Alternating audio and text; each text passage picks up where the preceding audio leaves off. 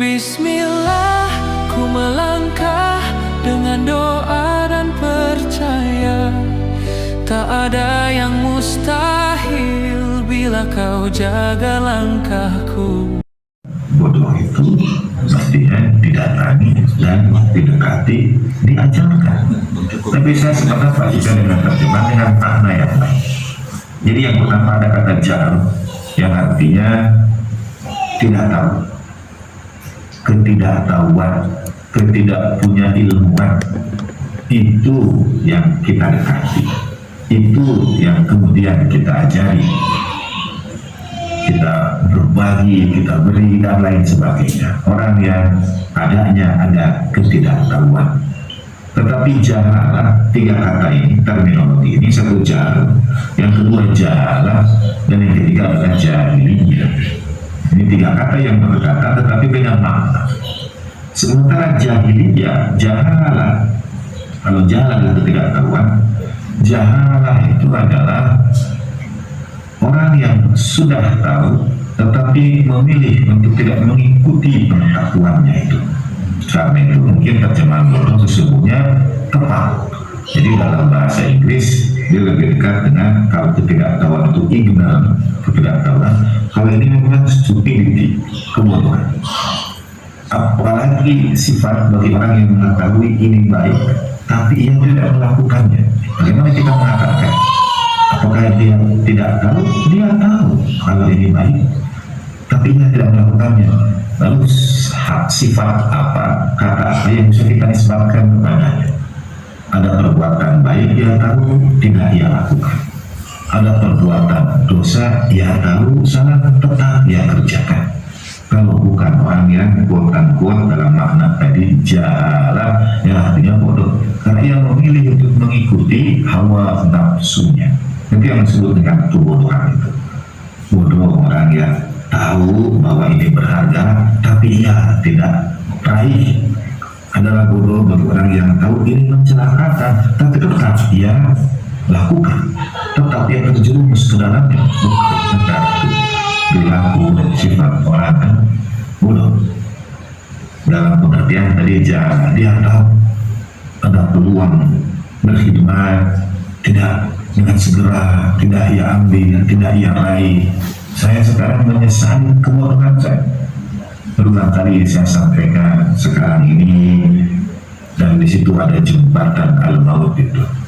Sekarang ini misalnya setiap kali saya melihat ada seseorang, ada keluarga, ada anak yang berkhidmat kepada kedua orang tuanya, saya akan meneteskan air mata karena saya menyesali kebodohan saya. Saya tahu berkhidmat pada orang tua itu sangat baik, luar biasa. Tapi betapa banyak waktu saya yang terbuat tidak berkhidmat pada kedua orang tua.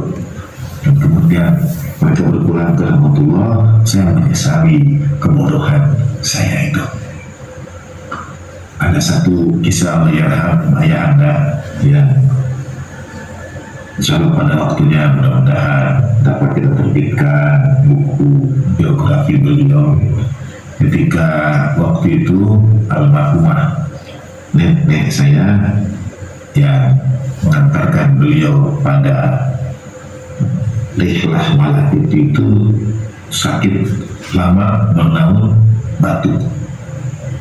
Ini satu saat di Australia saya berjalan bersama ayah bapak di belakang beliau. Lalu kami melewati satu toko apotik, dan di toko apotik itu bapak berdiri agak lama, tertegun agak lama. Saya tidak bertanya mengapa dan bagaimana, tapi kemudian bapak menitikkan air mata dan bapak berkata, dulu waktu Nek sakit itu, kami manggilnya Nek untuk Nenek. Waktu Nek sakit akhirnya batuk, dan Nek itu tahu bapak sering keluar negeri karena dinas, belanja dan lain sebagainya. Karena itu berkata begini, dalam bahasa Sunda, tak kurang lebih maknanya, barangkali bisa tolong belikan obat batuk dari luar negeri, begitu. Kemudian aku itu menjawab, Nek, obat batuk di mana-mana sama, formulanya sama, obat batuk di luar negeri dengan obat batuk di dalam negeri sama, kata Bapak loh. Tetapi waktu berdiri di depan apotek itu Bapak kemudian berkata pada saya, ternyata tidak samanya, ternyata tidak sama. Karena pemahaman yang hadir bersama itu berbeda. Dan Bapak menyesali itu. Mengapa tidak dibeli saja satu obat batuk itu, kemudian menyerahkannya? Apa sulitnya sebetulnya? Karena pengetahuan kita yang adalah anti dari jahil, ilmu kita itu masih tahapannya di bawah, di atas apa yang dilawankan dengan jahalah. Jadi menyesali betul-betul.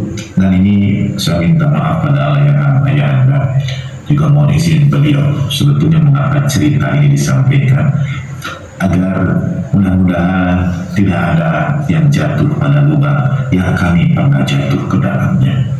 Kami menyesali hilangnya kesempatan berkhidmat kepada orang tua. Jadi dalam Babakar Asyura, saudara bisa melihat itu pada sahabat-sahabat Imam Hussein alaihi salatu wassalam. Jahalah adalah hal yang sudah diketahui tetapi tidak diikuti. Dia lagi kita tahu khidmat pada orang tua itu baik, tapi kita enggan, tapi kita memperlambat-lambat dan lain sebagainya. Apalagi sifat yang bisa kita nisbatkan kalau bukan pada kebodohan. Majelis-majelis sekarang hadir muharramah di berbagai tempat dengan beragam, barangkali antara atau dinamika yang menyertainya. Langkah yang mudah adalah berkata, ya sudah, kita lakukan. Kalau tidak bisa kita lakukan, ya mungkin di lain kesempatan dan lain sebagainya. Belajar dari kafilah Asyura, dua hal tadi itu akan kita temukan. Ada jahal yang artinya ketidaktahuan, kemudian ada jahalah yang artinya adalah kebodohan. Wa a'rid 'anil jahilin, itu merujuk kepada jahalah itu, berbalik dari orang-orang yang bodoh, karena mereka sudah punya ilmunya, sudah tahu, tetapi memilih dengan sadar karena tuntutan hawa nafsu dan sebagainya untuk tidak mengikuti pengetahuan yang sudah mereka yakini itu. Apalagi yang sudah dilakukan, mengingatkan, sudah beri ilmu, sudah selain wa'arid 'anil jahilin. Nah, dan yang ketiga, kata yang ketiga adalah jahiliyah. Dalam doa ziarah juga akan kita baca.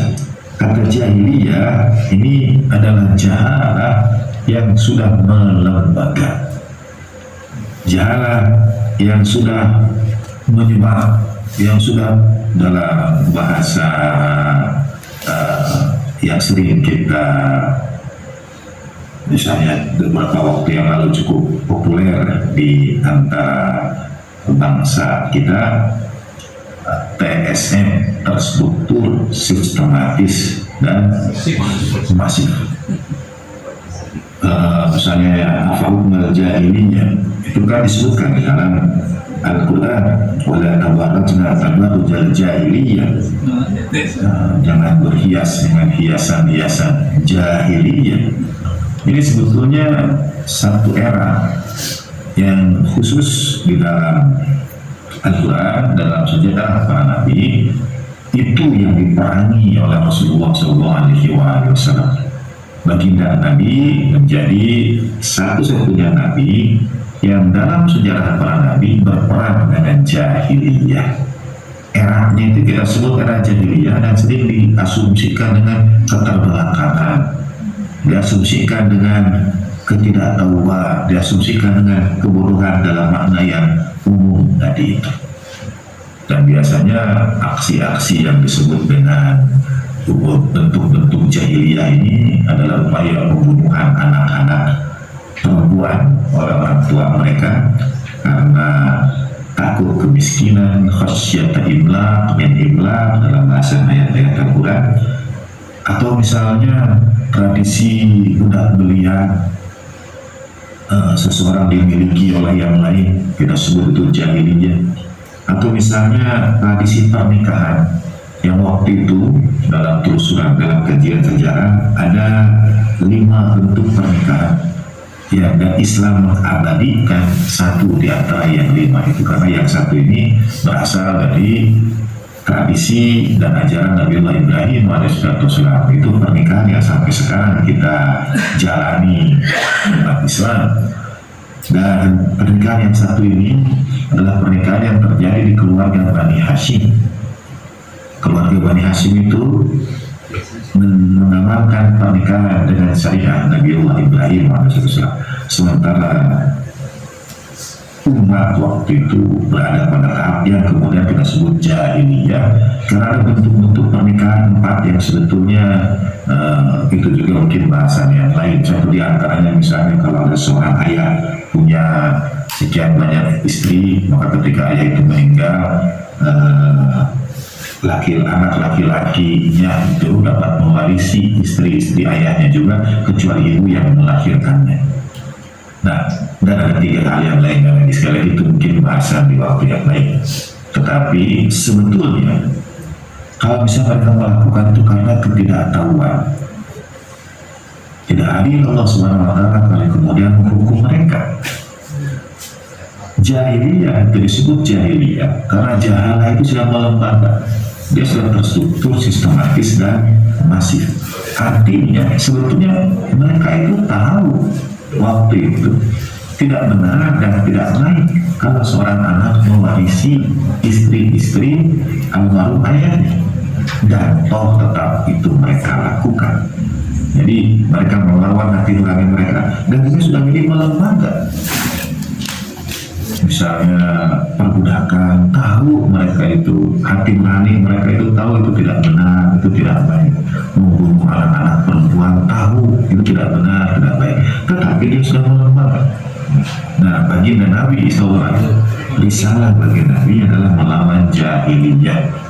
Sehingga sesungguhnya jahiliyah ini tidak hanya yang kita sebut masa pra-Islam, masa sebelum Islam, tetapi setiap yang diperangi dan memerangi risalah Rasulullah SAW itu jahiliyah. Apakah sepeninggal baginda Nabi SAW tidak ada lagi jahiliyah yang diperangi? Apakah sepeninggal Sayyidina Ali bin Abi Thalib tidak ada lagi jahiliyah yang diperangi? Apakah pada zaman Imam Hasan, zaman Imam Hussein, alaihi Abdul Tahir tidak ada jahiliyah yang diperangi? Sesungguhnya setiap para pelanjut Rasulullah SAW tetap melanjutkan khat yang sama, risalah yang sama, perlawanan terhadap jahiliyah yang sama. Pada setiap era akan ada jahiliyah, yaitu jahalah yang melembaga. Dan teladan peristiwa seperti Muharram ini, sekali lagi saya sangat ingin mengulang kalimat ini, terjadi jutaan peristiwa, tidak semuanya dicatatkan, tidak semuanya diberitakan, tidak semuanya disebarkan, dan tidak semuanya berkekalan, kecuali peristiwa-peristiwa seperti dan yang berhubung dengan Muharram. Nah, mengapa? Karena sesungguhnya ia adalah bagian dari perlawanan terhadap jahiliyah setiap masa. Kita mungkin mengira hanya hadir, hanya duduk, hanya datang. Tidak. Duduknya kita, hadirnya kita, langkah kaki kita sebenarnya bagian dari perlawanan terhadap jahiliyah yang berlaku di setiap zaman. Ambil contoh perjalanan kafilah keluarga Rasulullah SAW. Mengapa Allah Ta'ala menyebut kata mau didahulukan dari hayat? Karena mereka punya ilmu. Jahalah, jahiliyah. Tahapan jahal yang mereka lalui, mereka punya ilmu. Mereka tahu al-mauta itu tujuan hidup. Mereka tahu ada yang menanti di seberang sana. ada yang menunggu kasih, keadaan hati yang dirindukan. Mereka tahu hidup yang sesungguhnya itu nanti bisa. Nah, janganlah mereka lalui juga, karena mereka memilih untuk mengikuti ilmu mereka dan tidak jatuh pada berbagai godaan hawa nafsu dan lain sebagainya. Misalnya pada Hazrat Ali Akbar Ali Abdul Tahiyatu Al-Taslim, ketika beliau dalam perjalanan dalam